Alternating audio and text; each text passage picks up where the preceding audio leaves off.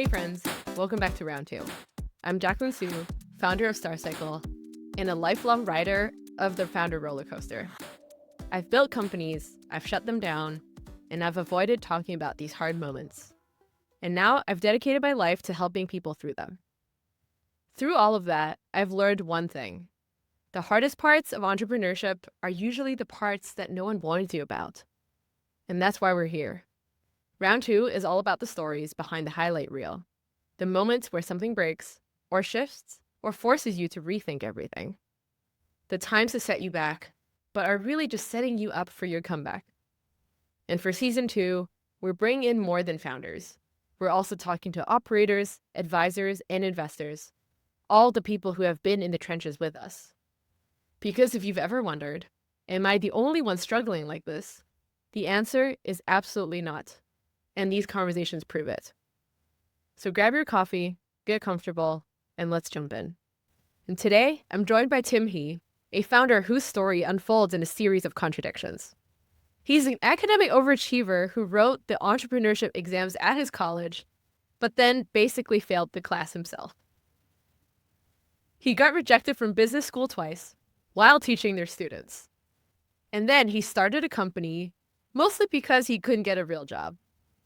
And finally, when he landed on what he wanted to build, Tim lived through the highest and the lowest of all points. From a product that grew to 35 employees, to co-founder breakups, pivot hell, and the real cost of what it's like to choose friendship over a company. Tim, thanks for being here.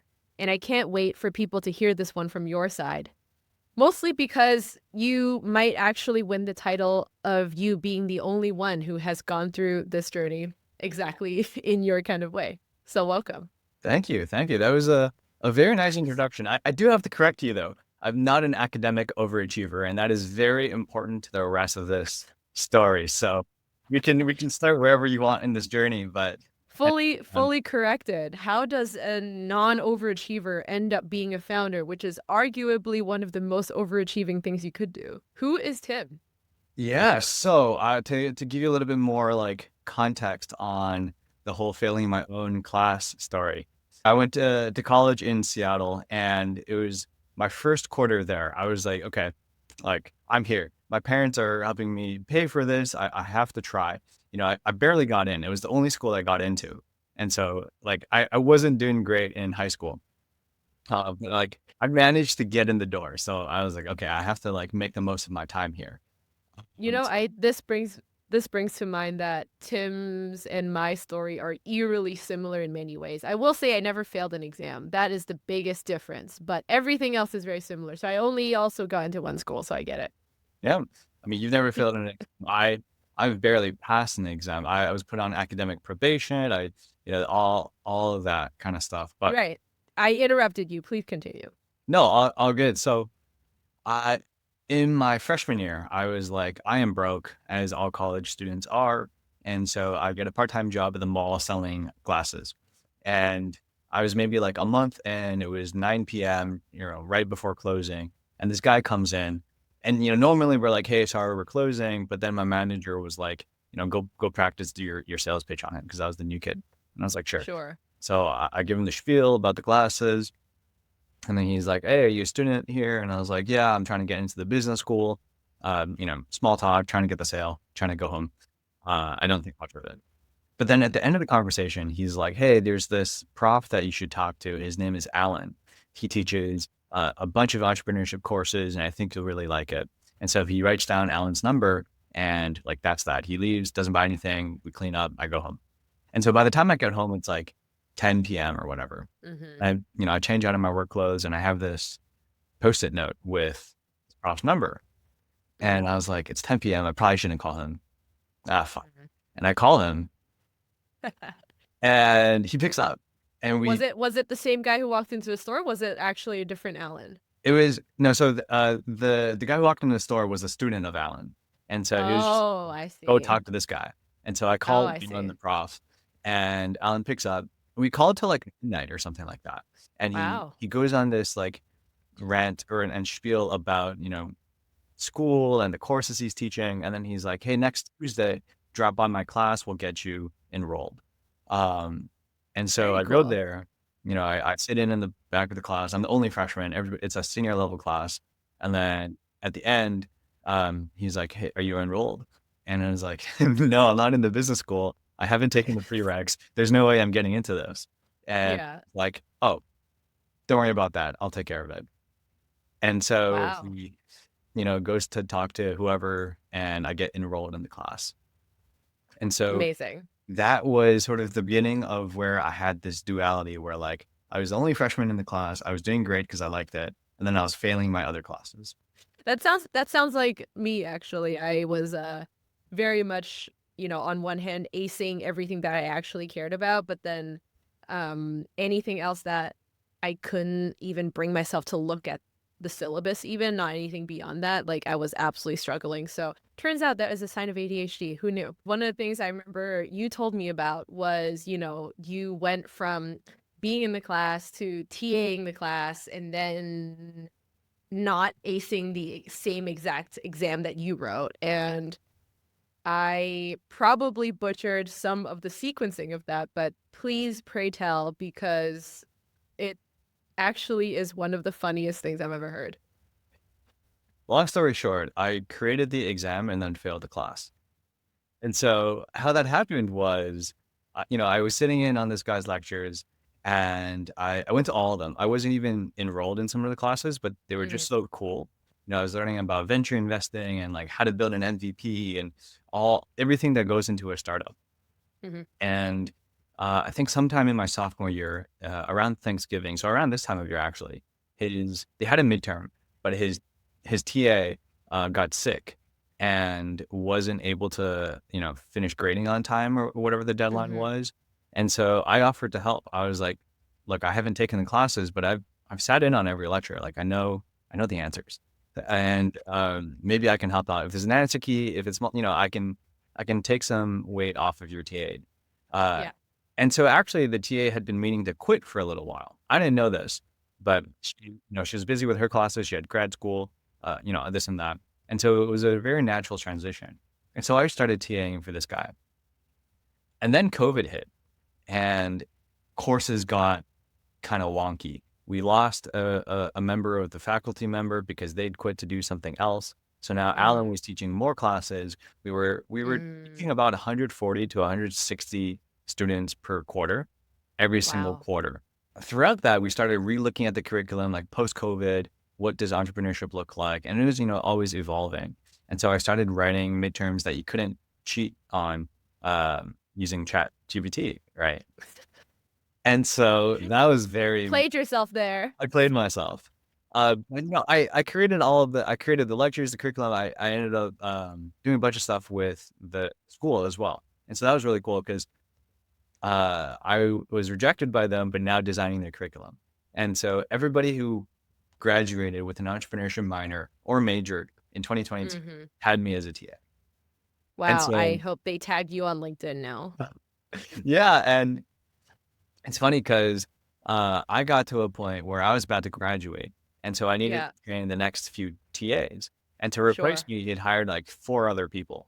And Wow. so I, yeah, I taught them everything I knew. I went over how to like teach students, and then it was the midterm. And then, long story short, I don't go to a few lectures, and there's a pop quiz on the days I'm not there for whatever reason. And there's some other shit, and I ended up getting a 2.7 in that class. And so kind of in all seriousness, it's pretty hard to build a company and like, and we're gonna talk about your approach on how you did that in a sec, but out of that teaching experience, what would you say has influenced how you think about being a founder going forward? That's a good question. In the beginning, I was really struggling with teaching because I think it was like an ego issue. I was younger than Mm, most of my own students, and I thought I knew what I was doing, which is one half of the equation. And the other half is like I wanted them to know the answer, right? Like mm, you're teaching them this material, and you want your students to know it, right? Like I think that's intuitive. But what I learned from Alan was like you're not really trying to tell them what to see as much as you're teaching them how to look. So here's the thing, right? Because your realization came quite a while later, presumably, Mhm. as it sounds, and you founded your first company while you were still in school, right? Mhm. And so that was very much the epitome of you weren't sure if you were ready. And I know that manifested itself in a lot of different ways, from, of course, figuring out how to scale the product itself, which is always, every founder goes through that. Like, am I ready to build this? It's so over, we're so back. Like that roller coaster every founder can relate with. But, how you approach starting a company was certainly unconventional, to say the least. And a lot of it, of course, was born out of you not being sure if you were ready and why you, right? And so would love for you to kind of take us back to that moment and relive together how did you start your first company? Yeah. It's weird. I had the ego of a fearless 18-year-old, but also the imposter syndrome of somebody who's never done it before. Toxic but potent combination. Yep, exactly. And I think like people tend to assume that if you're inexperienced, that Mhm. you're impulsive, you're young, you can do whatever, you're ambitious, you try new things, you experiment, you have nothing to lose. But I think for me, like that was almost the opposite mentality I had. I was like, I'm inexperienced and I have all of these experienced people that I have access to. Maybe I should stick to what they tell me. Maybe I should stick to best practices. Maybe I don't try to innovate everywhere because I've done it before and it doesn't work. Right. And Mhm. so I was not that impulsive when I was less experienced. But I think the other half of that is like I had very little confidence in my abilities as uh as a founder, but I had a Mhm. very high confidence in my co-founders. And therefore I had a very high confidence in my ability to find the right people. And so Right. let me tell you a little bit about my co-founders. The first one, her And name how is you found them. yeah. Yeah. Oh, that's a good story. Okay. Yeah, no, let's start there, and then Yeah, you're like who you ended up working with and why. sure. So, this was junior, no. So freshman year of college, I was failing my classes already. And, I was trying, like I went to office hours. I paid attention in class. I stayed up late studying. Like I gave a shit and I tried. I just am. And so I was like, I'm not going to fail. I'm going to try not to fail. I still care. My parents are still paying for this. Like, I'm not just gonna drop out and like do whatever. Sure. And so I resort to cheating, but there are levels to this. And so I go into econ one day, econ 101. It's a prereq to get into the business school. And I go to the back of the room because that's where, the cool kids are. But mostly because I'm late and that was the only seat open. Beside me is this kid who is like obviously brilliant. Like he's barely paying attention, yet he can answer the questions. And he's going through the homework assignments in class like super fast, and like he's obviously brilliant. So we start, small talk, and we're still freshmen at this point, and so everybody's Yeah. in this like meet people sort of mentality. We exchange contact information, and I'm like, okay, I have a savior.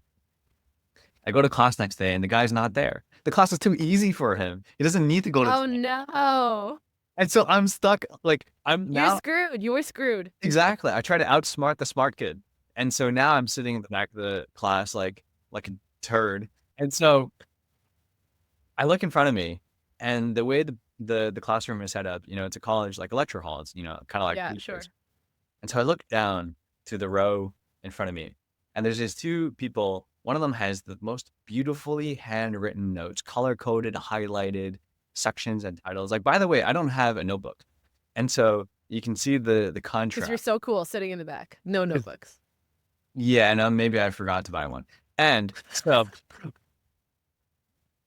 so I talked to her and I'm like, "Hey, do you wanna like go through this class together?" And so I joined their little, group and we just hang out, right? Uh-huh. Slowly become friends over the course of the class. And her name is Mhm. Minsu. And so Minsu and I yeah, became very good friends. And then I'm talking to her a few months later about like, I want to start this company. Oh, and by the way, she 4.0'd the class. I got a 2.4. Don't know how that happened. We studied together every day. We sat together in class. We did the Skill same issue. homework. We did the same exams, and I got 2.4 and she got 4.0. So there's that. You're clearly not salty about it. Yeah, no, she rubs it in my face, but she's brilliant, and I'll never say that to her face though. Let's make sure she sees this then. No, well, she's a black belt in Taekwondo. She's won engineering competitions and also won like essay writing competitions. She's like worked at a whole bunch of different law clinics. She's at Harvard Law right now. She interned at one of the most prestigious law firms over the summer. They only accepted 2 interns, and one of them was her. Wow. She's like great at everything. Amazing chef, concert level pianist, and violin player. She also games at a very high level, and like just insane. Like she's your mom's I friend. think you can stop now because my mom is gonna hear this and be like, oh, what? Like, Jaclyn, what happened? Yeah, no, that's how I felt. You know, like I'm barely potty trained, and this is my co-founder, right? And so, I told her, That's the price you pay for being cool enough to sit in the back. yeah, exactly. You know, it's I like, also sat in the back, so I feel you. oh, there you go, you get it. I We're the same. I get it. I also befriended the smartest kid I could identify so that I could pass physics. It was like one of the prerequisite physics classes. Danny, shout out to Danny. He got me through physics that year. I was not built for it, and I am still not built for physics. Exactly. You I get get it. I get it. no. I get it. So Minsu was you approached Minsu and you said, hey, you're thinking about this company. Yeah. And so I'd been interviewing people in entrepreneurship clubs or like people I knew who also said they wanted to start a company, and I was looking for a co-founder. None of them worked Right. out. And so Minsu Right. was like, And you what? went through like 40 conversations, right? You talked Yeah. to like so many different people. Yeah. So like Yeah. it was a lot. I spent more time on that than homework, which is probably why I got the 2.4 looking back. But uh besides Ah, the dots are connecting. exactly. And so Minsu was like, hey, why don't like you and I start something? We've worked on group projects together in class. I was like, by the way, I think we need a few more co-founders. And so I recruit a few more people. Pause. Why did you think that? Yeah, that's a good question. It wasn't a very like deeply thought out thing. I was just like, for us to build a startup, likely a tech company, Mm-hmm. we probably need a wider variety of skills covered. And so I was like, at least talk to more people so that we can figure out where our skills are and what we need and like what our interests are in. And so, So let's zoom in on that particular question for a yeah, sec, because you touch on, you're like, if we're gonna build a company, most likely tech, right? That sounds like you weren't entirely sure what you were gonna build. Was that the case? that was the case. And so when I got these like 5 people together and they're all cracked in their own way, we might not have time to get Sure. all of their, but they're all like Minsu, Wow, I sense the who's your favorite out here, but okay. well, I mean, Minsu was the first co-founder. Uh, Sure. and so, I mean, The chosen one. Yeah. yeah, we're still all besties. Like one of them is going Yeah. through YC right now and like with his new company and that Amazing. amazing. Anyway, so there are 5 of us. We get together every Sunday and we're supposed to each come with 10 business ideas that we would discuss or veto or decide to do more research on and then present the research next week. So 50 ideas every week. And we did this for about 6 months. Wow. 6 Okay. months. Do the math because I can't. Wow. And none of them work. We didn't like any of the ideas. It just didn't work out. And so at this point, I was getting pretty desperate. We're not a company. We're a group chat with like random fuckery and no progress. Like, think about it. We all have those group chats, to be like, fair, but we've been working on this yeah. for 6 months and we have nothing. Like 6 months ago, it Right. was like, we're going to start a company. We're going to, and then now here we are, you square zero. And Yeah, at 1,000+ ideas later. yes. Yes. And so we're like, okay, So, let's go to the library. And Like we got to pick one today and just run with it. And then we'll figure it out. But then one person in the group was like, I don't want to go to the library after dinner because I have to walk back home at night. And this is Seattle, so it gets dark at like 3 p.m. in the winter. And, on a more serious note, she was like, hey, I don't feel super comfortable doing that. And so we were like, would it help if we all walked you back to your apartment after? And that conversation was totally unrelated to anything we discussed that night, but it stuck with me because it almost enlightened me in a way where I was like, I've never thought about this from a very like ignorant, point of view. And so I wanted to talk to more people to see if like who was experiencing this and in what ways and what they did to combat that. And so Yeah. one of the people I talked to, she actually introduced us to her mom, who is a real estate agent. And the mom was like, hey, you guys as students have a little bit more of a choice. You can study at home, you can video call, you can do all this stuff. But as a real estate agent, I have to go to an open house alone to meet a stranger, sometimes in a secluded area. And so if I don't do that, I don't get paid. And so that was sort of like a light bulb moment for me.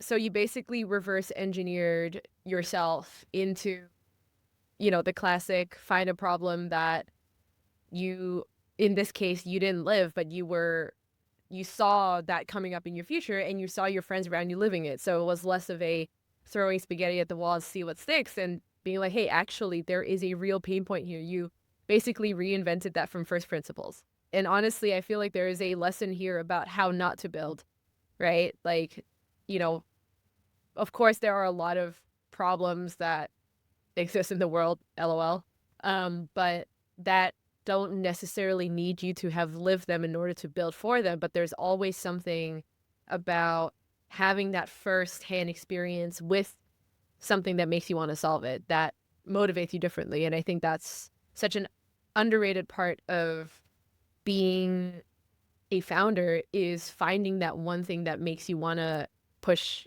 towards it against all odds. So I totally understand why you ended up choosing that. I know that was something that you spent the rest of your time in college building. Kind of walk us through that whole journey, like the ups and the downs and how it all came together. It's a good question. So after that, we decided, hey, we have to talk to a shit ton more real estate agents. And so the good thing about real estate agents is that it's their job to pick up the phone and all of their contact information is everywhere. It's so we just started calling people and meeting Love them. it. And we had the student card, we had the I'm, studying real estate card. At the same time, I was interning at this prop tech company. And so we had that angle as well. So it's pretty easy to get in contact with agents. And so we were like, what do we do? Our first idea was actually a piece of hardware, much like a ring, like an Aura ring, with some button and this sensor and that thing. And then we very quickly realized like hardware, none of us knew what we were doing. And so we threw an advisor one day. I think it was a Tuesday. And then on the Wednesday right after, we had this big funding opportunity with the school. They had brought in a bunch of investors with real money to invest in student companies. And so we all knew like we were not getting funded with this hardware product.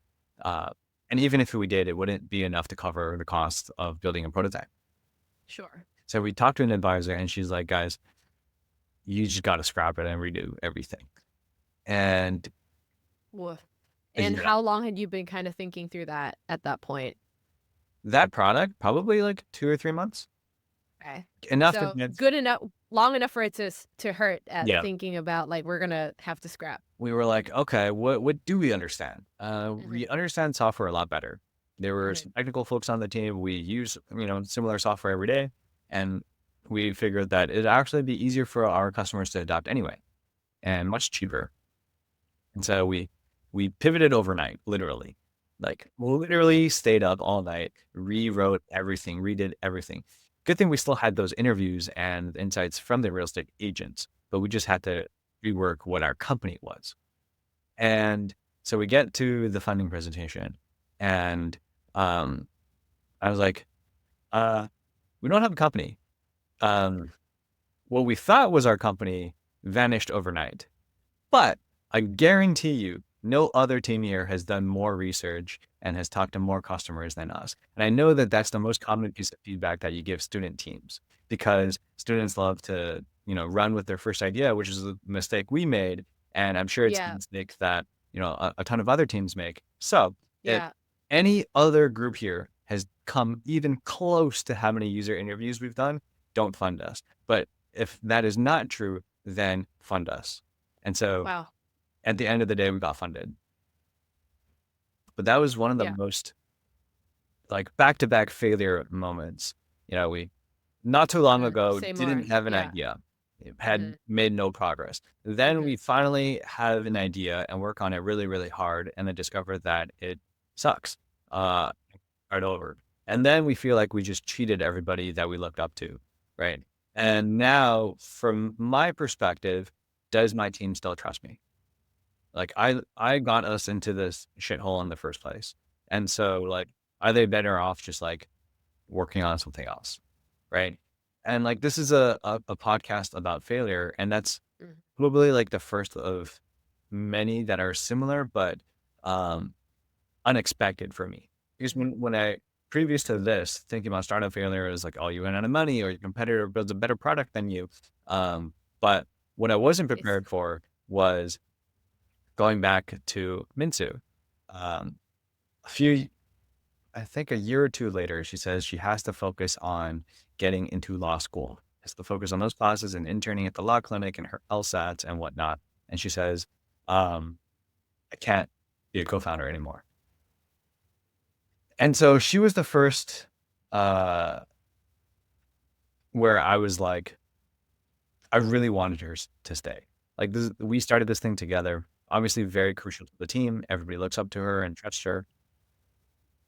But I kind of had to take a moment and I was like, if I ask her to stay, that puts her in a really, really tough position. Because if she Yeah. says yes, she jeopardizes her law school chances, which is ultimately her dream. If she says no, she puts our friendship in jeopardy because that's awkward. And so I decided, I realized that there was no right answer for her. And so the only right answer for me was to not ask her to stay, yet expressing how much, like how grateful I was for her. And this applied to Yeah. everybody on the team who later left for whatever reason. And so I think that was like a really tough lesson for me that felt like Mm-hmm. failure in the time. It's like, how could I, as a co-founder, not convince my co-founder to stay and to work on this? Like, if I can't convince my co-founders to stay, how am I going to convince customers or Anyone else? anyone? Yeah. Yeah, other team members. Yeah. No, And 100%. Especially because, she was the first one to believe in you, right? And that just feels, and I heavily relate with that because there's when that person is one of your closest friends and is that person that you have always counted on so many levels to be that person who believes in you at the times where you're like, oh God, this whole thing is gonna fall apart. Oh God, like I can't believe we just pulled it off. Like in all the positive and negative permutations of that, um, it really hits you. It really hits you different, and I fully understand, and that at that moment it feels like failure because in a way it's almost impossible for you to not think that, right? yeah, A lot of people think of failure as these big moments where you crash into the iceberg or like there is like a one definitive thing that happens, and of course those things do happen, but along the way there's so many like stresses and micro fractures and like someone said something, or as the CEO or as like the whoever is that head person of that one particular project, that you have to carry something on your own. You can't tell anyone else. Someone leaves not because they lose faith in you, but because something else is quote unquote more important. And this is just part and parcel of it. And I think being able to accept that was, at least for me, one of the hardest things I have ever had to learn. exactly. And this is Yeah. stuff that nobody really prepares you for, No. but it's really hard. There's other failures too, and we can chat about that as well, depending on what type of failure. One of the things that I know we discussed quite a lot was, after, Minsu leaving was kind of like the first domino to fall, right, in a way. And of course, the the product seemed, from your account, like it was going well. You were finding like interesting ways to bring it to market and all of those types of things, but slowly everyone started kind of peeling off, right? Yeah. There's another story that comes to mind. The way real estate is structured is that every agent or most agents are independent contractors that hook their license with a brokerage. And so they're not employees per se. And the reason why this matters is that they usually have to cover their own expenses with maybe like a gas stipend or photocopies or whatever, something small. Sure. And so we would go to these agents and see if they wanted our product. And they were very stingy because if it didn't, make them more money, then they It were was coming out of their pocket. exactly. And so we Yeah. went to the brokerage and was like, hey, do you want to offer this to all of your agents so that they could use it for free? Because they want it, but they don't really want to pay for it. And the brokerage was like, if it doesn't make us money, then we don't want it. And but I think that was their excuse because we found another angle through like liability and more like an insurance angle. But really it was we were we were a group of 18, 19-year-olds being like, hey, international brokerage, like buy our Yeah. software. And that didn't quite work. We had an opportunity where there's basically a top 3 largest brokerages in the US, and 2 of them are somewhat run by the same family. They're not directly family, but they're close enough related. And the one of the sons who connects these 2 families happened to be a former student of Alan's. Oh. And so, right, I thought, hey, he's an alum. We have this incredible alumni network. Let me see if I can Yeah. get in touch with him. And so he doesn't work for the family business. He has his own company unrelated to real Uh-huh. estate, but he's still part of the family. And And he other knows the twins, space and yeah. exactly. His parents are both part of the business. And Yeah. so I reach out to him, um, and we hit it off. He's like, "This is very important. I want my mom and my sister to have this. I want." And then I was Hmm. like, he wants his friends to have this. Uh, and I saw a spark. Like if the son can, talk to the parents and say, buy this for everybody in your company, they have like 200,000 agents. Um, I was like, this is it, right? That's PMF. Yeah. Yes, exactly. And Yeah. Papa Mama Fit. And then That is a great way to think about it. I mean, just generally, right? Is like, would your dad use this or would your mom use this, yeah, right? Papa Mama Fit. I love that. yeah. We're And coining it. you're right, get it. That's going in your newsletter. And so one of my team members was interested in learning more about this guy's company. It's unrelated to real estate, but related to something else that my team member was interested in.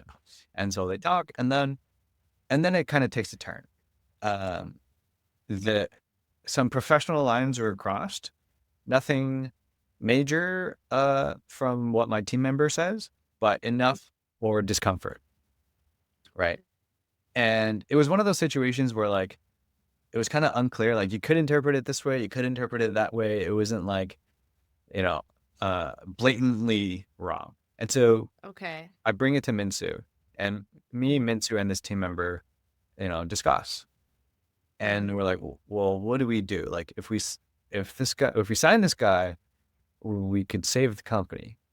If we But at what cost? exactly. Yeah. Um, that was very hard. We ultimately did not work with that guy.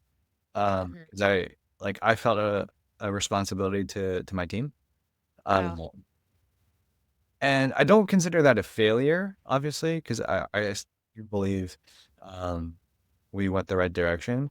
but I think it was a failure on my part to get so caught up in that decision. It should have been a very easy decision, right? Like between those two things, I should have made the decision like that. We should have, Pick your people, yeah, we right? shouldn't have needed to discuss and figure it out and weigh the options. It should have been immediate, right? Mm. And like looking, like after I made that decision, I was like, fuck, why did that take so long? And I kind of felt like shit. Um, yeah, that was another like personal failure that really Wow. sat with me.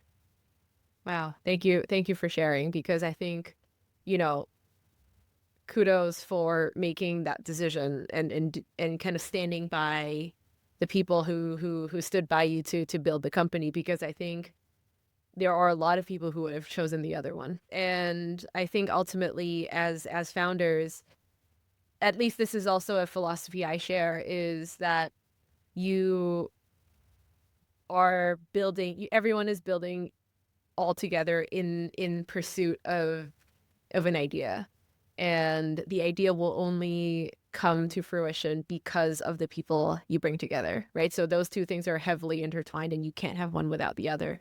And yes, your job as the founder is to make sure the idea comes to fruition, but your job is to also keep the team together and do the right thing by them. At every one of these turning points, I Sure. look back and I think I made the right decision to Mm-hmm. not ask him to this day, to stay in touch with Alan and to work with him and learn from him and his alumni, Mm-hmm. to, Mm-hmm.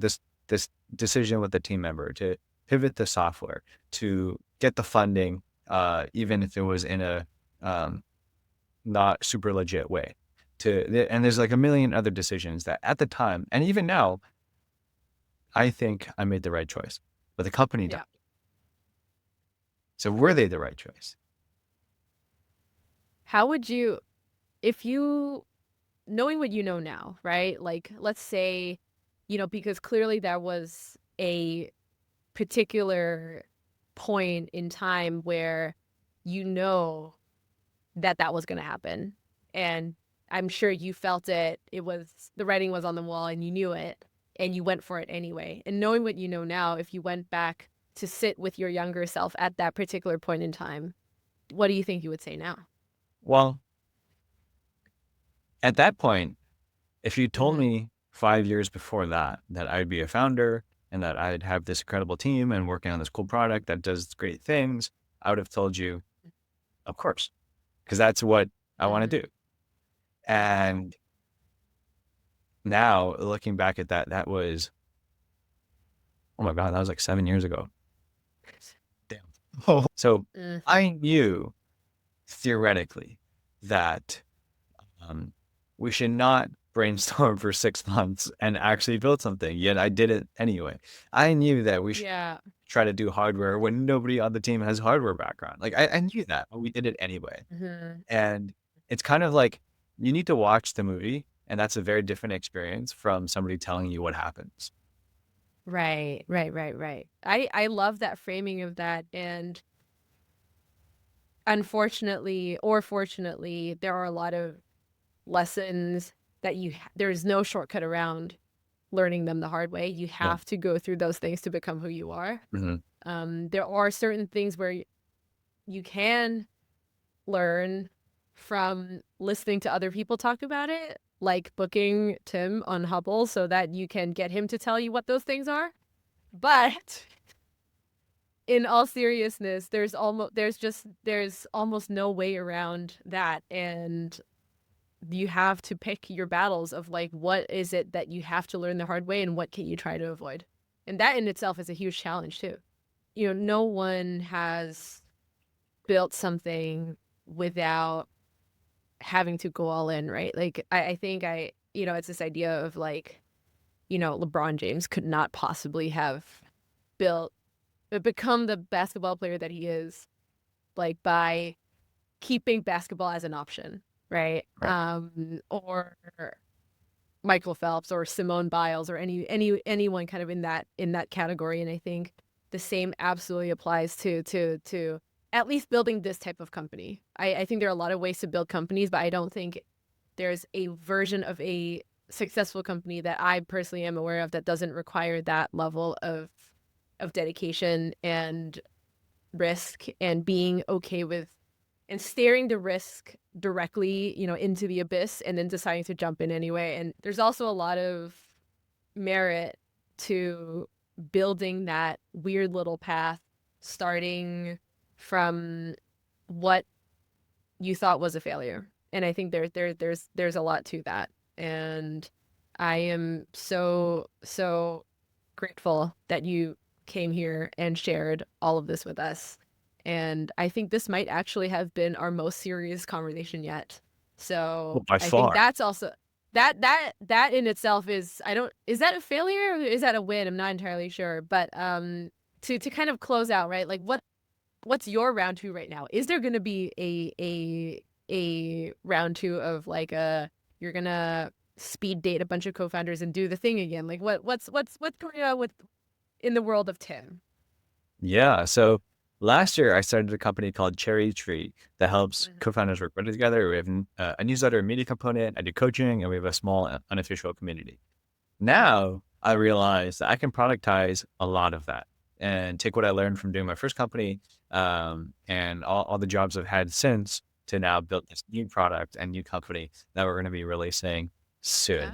Ah, And so exciting. I love the that's great. cliffhanger. Yeah. Love it. Well, that's super cool, and really just goes to show, if anything, founders are like cockroaches. You can't kill us. Exactly.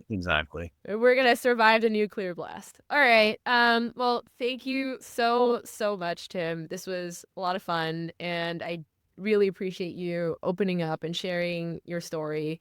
Where can people follow along for your comeback? Yeah, follow me on LinkedIn. That's where I post all my product updates, newsletter stuff, podcasts like this, and everything. So everything's on LinkedIn.